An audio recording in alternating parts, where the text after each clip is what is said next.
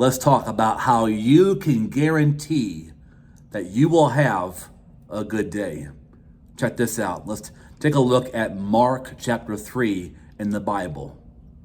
In Mark chapter 3, Jesus healed a man whose hand was withered. In Mark 3, verses 5 and 6, in a synagogue, Jesus healed and completely restored a man with a shriveled or paralyzed hand. And it says, then the Pharisees went out and began to plot with the supporters of King Herod how they might kill Jesus. Wow. Later on in that same chapter, same day, Mark 3, verses 20 to 24, it says that then Jesus went home. But once again, a large crowd gathered around him, which prevented him from even eating a meal. The man couldn't catch a break, couldn't sit down and enjoy his burger and fries. When his own family heard that he was there, they went out not to greet him, not to hug him, but to seize him. For they said, he's insane. Or in some translations, he's out of his mind. His own family said that about Jesus Christ. And the next line, it gets worse. The religious scholars who arrived from Jerusalem were saying, Satan has possessed him. Yeah, he casts out demons by the authority of the prince of demons. Have you ever had days where it feels like everything is coming against you and working against you? Your boss complains, your coworkers are nasty, you're standing in line for so long, you call customer service for your insurance company or the mechanic and you're on hold for a long time, car problems, the gutters are full, leaks after all the rain. Sometimes when it rains, it pours. And that was Jesus Christ of Nazareth in Mark chapter 3. Read it for yourself. So it occurs to me that at the end of Mark chapter 3, when Jesus laid his head down to go to sleep that night, he could have said to himself, well, they're plotting my death. My family thinks I'm crazy. And the religious leaders think I'm possessed by Satan. It was a bad day. Or he could have thought to himself, I helped a man with a withered, paralyzed hand get healed. A lot of people in the synagogue saw that, and that built their faith. Wherever I go, people crowd around me, and I healed a lot of people today and every day. It was a good day. Now, the first three things I said were true.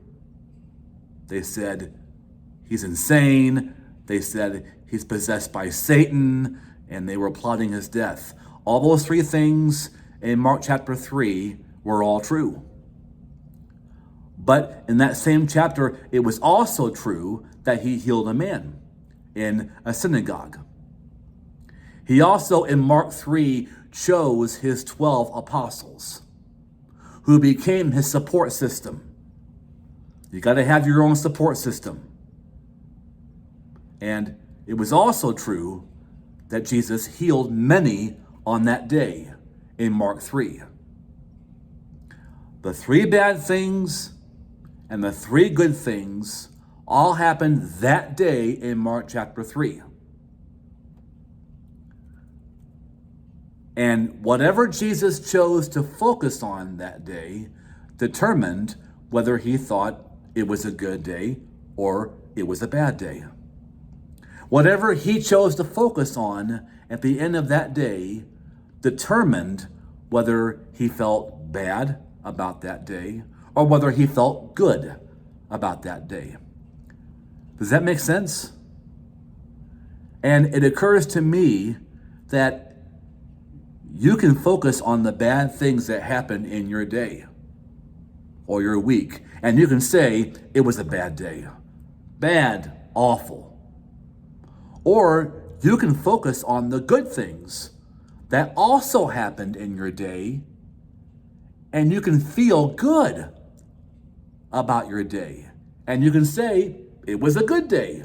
It was still a good day.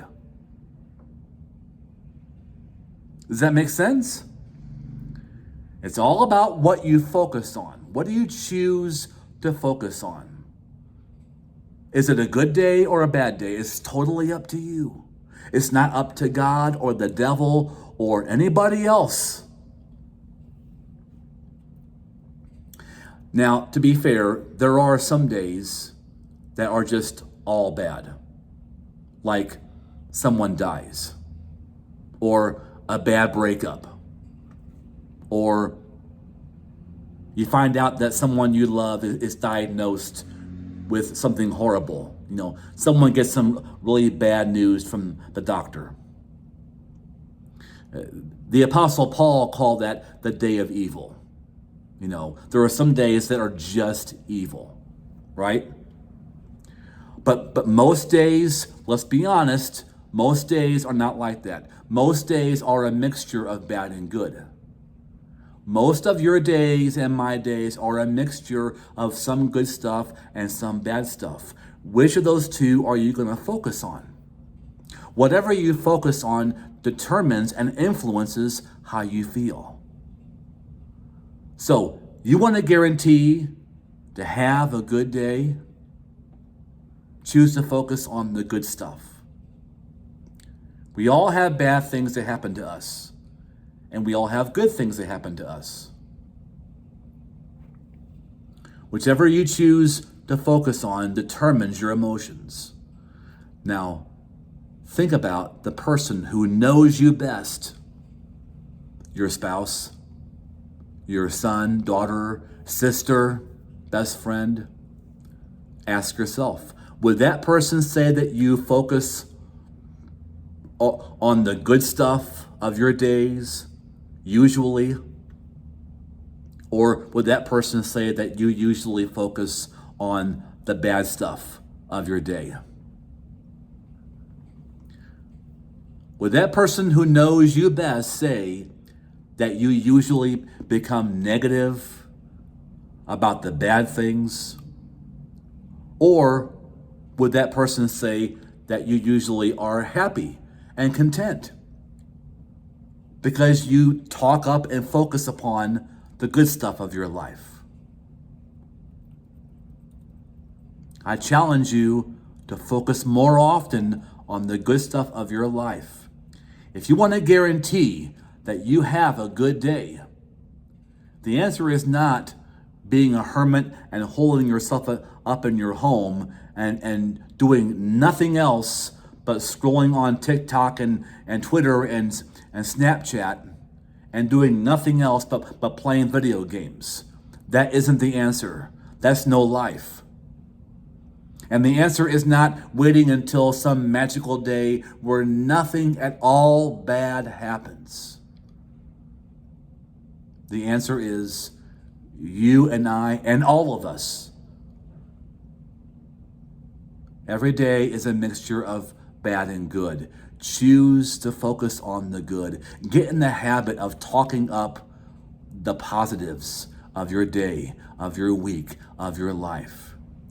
The more you focus upon and talk up the good stuff in your life, the more of the good stuff you're going to have in your life. Guaranteed.